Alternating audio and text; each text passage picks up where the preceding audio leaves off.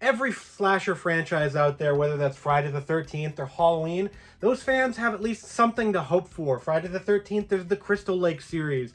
Halloween, we just got a new trilogy. Evil Dead, there's new Evil Dead movies coming out. But for a Nightmare on Elm Street fans of this series, they don't have anything to look forward to.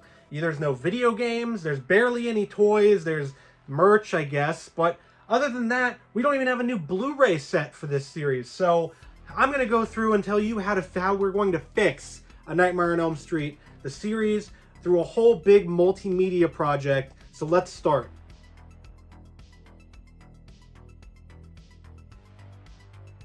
Starting off with the Nightmare on Elm Street series, you got to start with the history of it because it comes from Wes Craven. It comes from an insane idea that he had. He mixed a bunch of stuff together and you got Freddy Krueger out of it. That's right, folks. The slasher villain of A Nightmare on Elm Street comes from Wes Craven. It comes from his brain, of course, duh. But you get a whole lot more out of the series if you go through the history of it. It comes from New Line Cinema. New Line Cinema used to be called the house that Freddy built because their backbone, their entire business was made out of Nightmare on Elm Street movies. The first movie saved them from bankruptcy.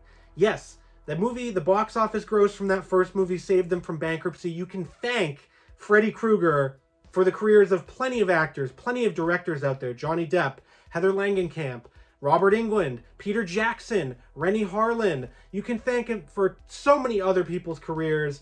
And the history of the Nightmare on Elm Street franchise is so important to how we would fix it today.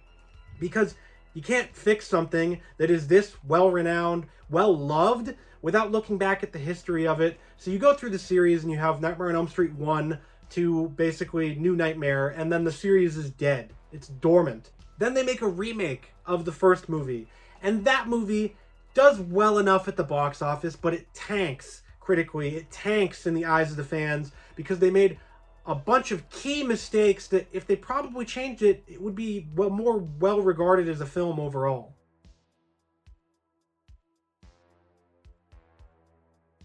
Taking a look at the first point here. The first point is that we would re-release the series on 4K in a nice box set. You see these two box sets right here? You've got Friday the 13th from Scream Factory, you've got Halloween from Scream Factory. Guess what? Both of these are amazing and they reignited interest in each series by itself. You have plenty of other boutique labels out there. You've got Hellraiser on 4K right here, and this is a beautiful box set from Arrow Video. If you did something like that for A Nightmare on Elm Street with nice packaging, people would go crazy. It would be a perfect way to reintroduce fans to A Nightmare on Elm Street. You would be able to get tons of people interested, re-interested, physical media fans. People would make YouTube videos. Horror accounts would make YouTube videos about it. These two box sets right here were key to the fan bases of each series getting basically what they want. And instead, we have this. And this isn't even available in some regions.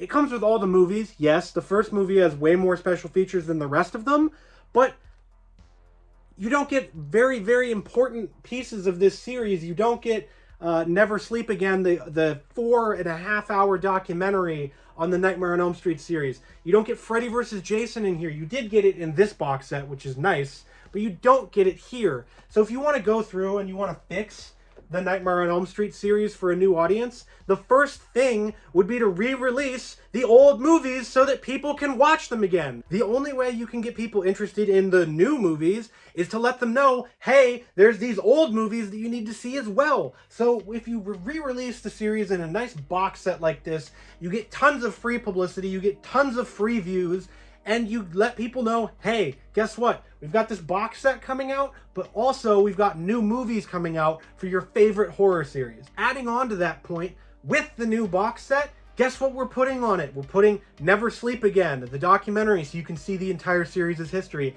And we're putting all of Freddy's Nightmares, the TV show, because that TV show is important to the actual story of A Nightmare on Elm Street. The first episode was included on the Blu-ray set. It is included on the nice Steelbook Blu-ray that is out as well. But you need to see the whole series. There are episodes that star Freddy Krueger. And just also, Freddy's Nightmares hasn't been available on DVD ever. You have to get bootlegs of it. You have to find copies that were on Tubi or that were on Other streaming services, they did restorations for that new streaming version. It's not an HD remaster by any sense of the word, but it's a nice looking version of it that you can get. Slap it on a DVD. It's not, you don't need to go through and painstakingly remaster the entire series. That's not what we're asking for. That's not what we're doing for this. We're putting it out on DVD. So you can either get it in the nice box set on DVD, or you can get it by itself for those fans that want more Freddy. Freddy's Nightmares needs to be out for this whole plan to work, because you need to celebrate the entire series. We're not doing some stupid stuff like they did with the Halloween sequels where, oh, we're going to pretend like Halloween 2 didn't exist and it's just going to start off after the first movie. No, that's dumb. That's going to confuse audiences. We're going to kick it off at New Nightmare. The remake, it'll sort of go into that. But before we get to the movie, we'll continue with the plan here.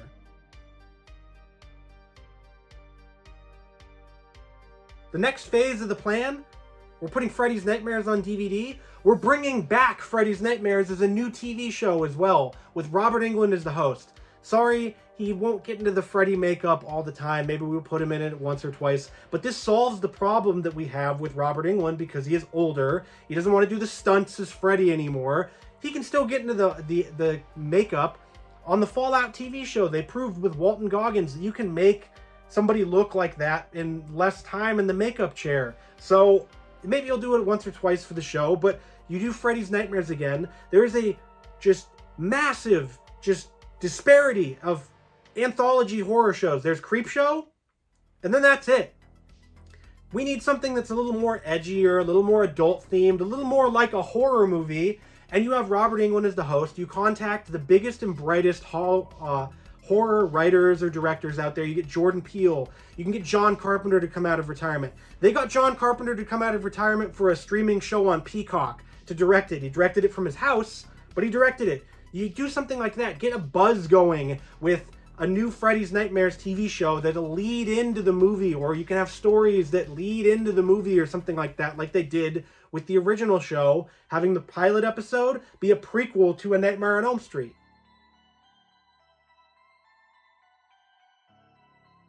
Following it up, the third point on this multimedia plan of A Nightmare on Elm Street, we're going to get to a video game. Yes, there are plenty of horror video games out there. Oh my gosh, there's so many. There's the Friday the 13th game, there's the Texas Chainsaw Massacre game, there's the Killer Clowns from Outer Space game, there's the Evil Dead game, there's Dead by Daylight, there's tons of stuff in Dead by Daylight from horror movies. There's a bunch of stuff, and they're all the same. I don't want to make a game, and I don't want them to make a Nightmare on Elm Street game that's like that. Because those games, they come out, they're really hot for about 3 months, and then they die.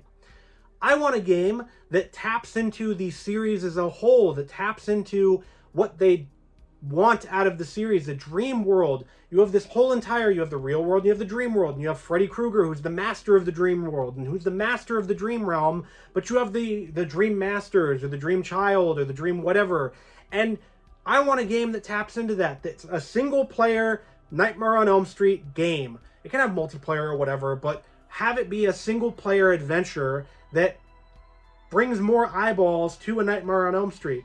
Make it a AAA Nightmare on Elm Street game.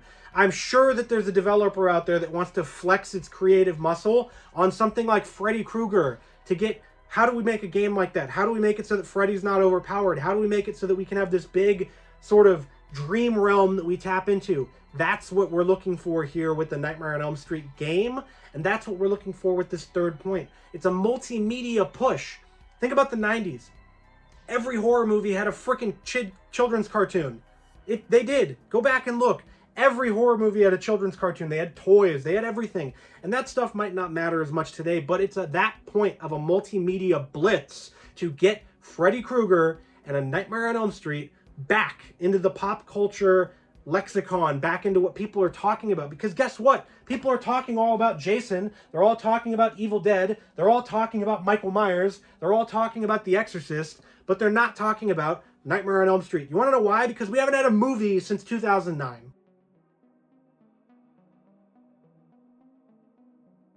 And that brings me to the fourth point. The fourth plan on this whole multimedia journey that we're going on with A Nightmare on Elm Street, the movie. And now there's two ways you can do this movie. You can do one way, you can hire Blumhouse to do it, and you can have them do a requel where it forgets that part of Dream Warriors happened and the rest of the series doesn't exist. And you can have Heather Langenkamp come back and, oh my god, it's about her kid. That's the easy one that everyone can think of. Horror writers don't even need to write that. The dummies can write that. That is not a great idea for A Nightmare on Elm Street. You want to know why? I'll get in real close for you. A Nightmare on Elm Street is important because it's different than other slasher movies. You don't have A Nightmare on Elm Street because it's copying Halloween, or you don't have A Nightmare on Elm Street because it's copying Black Christmas or whatever. You have A Nightmare on Elm Street because Freddy Krueger is awesome as a villain, and he lives and resides in your dreams. That is messed up. You can't escape once he has you. When you fall asleep, guess what? You're gonna die. That's the important part about A Nightmare on Elm Street, and so just having it be a paint-by-numbers requel doesn't work. Here's my idea for this new Nightmare on Elm Street movie, and it might be a little wild. Remember this movie? This is Wes Craven's New Nightmare. This was Scream before he did Scream.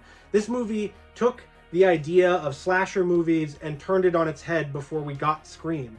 This is the movie that I'm going to be making a sequel to, or that I would make a sequel to in this whole Nightmare on Elm Street multimedia push, is you make a sequel that brings back the actors from the Nightmare on Elm Street series, like Heather Langenkamp, like Alice, like everyone. And you have it set as a sequel to that movie because Wes Craven, in that movie, was the gatekeeper for Freddy Krueger. He was the one that was keeping him at bay by writing a new movie. Well, guess what? We haven't had a new movie since 2009.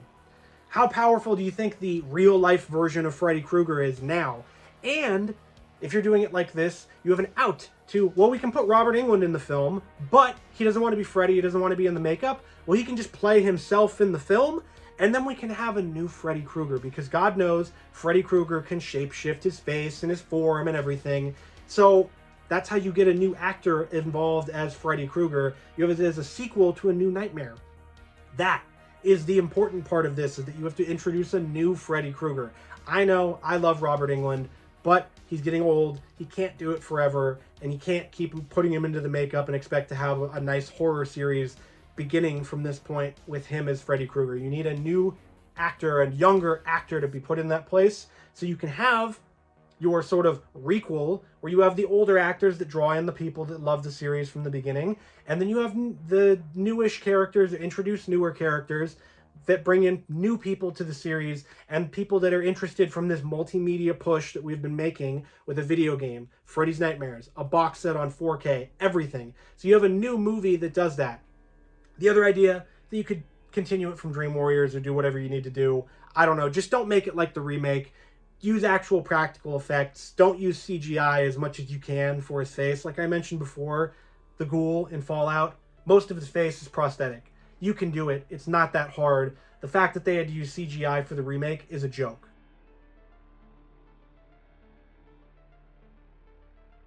The final thing for all of this is that you need a new, fresh filmmaker, a horror filmmaker that loves the Nightmare on Elm Street series. You need somebody that knows the series' history, that loves the series.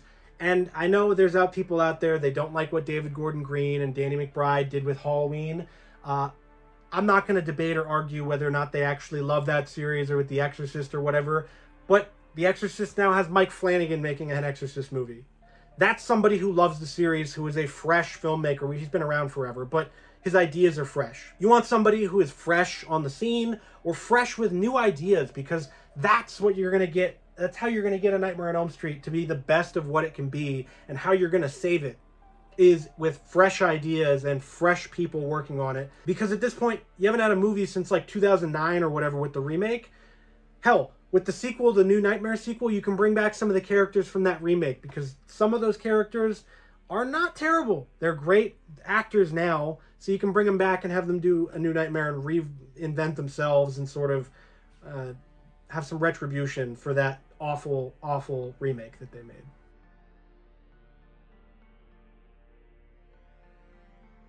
There are some stumbling blocks to this idea, though. You know what the biggest one is? It's the Craven Estate. The Craven Estate are the ones, and partially Warner Brothers Discovery, because they own New Line Cinema, who owns Nightmare on Elm Street. they are the reasons why we haven't had any new movies, because the Craven estate wants money, or they want, like, you know, to not crap on the legacy of Wes Craven, which is admirable. I get that. I don't want anyone to crap on Wes Craven's legacy either. But, I mean, at a certain point, you got to get the movie out. You got to have a new movie in the series. So they're a big stumbling block. The other big stumbling block is the fact that Warner Brothers Discovery is a flaming dumpster right now. They have no money for anything like this. This would be a somewhat costly push, media push, to go all in. They have the game studios to do it. I can imagine Avalanche doing a Nightmare on Elm Street game. That would be awesome. They have the supplies and the facilities for it. They just don't have the money or the sort of creative know-how that you would want out of somebody doing this. You would need to have a franchise steward to be able to coincide all of this together. You would need a Kevin Feige for the Nightmare on Elm Street series. And so that, at its core, is a big reason why this might not work, but it's the best idea that I've seen for how to save the Nightmare on Elm Street franchise. And really, at the end of the day, we all just want more Freddy Krueger. We want to see the character again because he's so great at what he does. He's so great as a slasher villain. And so that's just why we thought of this. That's just why us as fans, we want more from Freddy. Is Freddy Krueger even relevant anymore? Is he relevant to modern audiences? Because there might be some people out there where he's not. And that's kind of sad that, you know, we have Friday the 13th with Jason, but Jason might not be relevant anymore either. Michael Myers, he's gone back to being dormant. We have Ghostface, but Ghostface changes every Scream movie. We have Chucky, but that's because Chucky has reinvented that series. Don Mancini has done a wonderful job so many different times of changing that series into what it is. And so it might be a reason of just, well, yeah, there's cost and there's Warner Brothers Discovery being a dumpster fire and all of that, but it might just be that Freddy Krueger isn't relevant and it's hard to find a way to make a killer who kills people in their dreams and instead of through social media or whatever, relevant to modern audiences. If that's the case, that would be pretty sad. That would honestly suck because A Nightmare on Elm Street's one of the best series out there. It's one of the ones that got me into horror. I remember watching, you know, A Nightmare on Elm Street and hiding under blankets and all of that. And I remember seeing the remake in theaters and thinking, this movie's terrifying. And then getting educated a little more on later editions in the series. And then just, you know, the box sets, VHS tapes, watching the movies and stuff like that. It would be pretty sad, though, if we just didn't have any more for Nightmare on Elm Street. But that's why we made this plan, so we can have more from the series.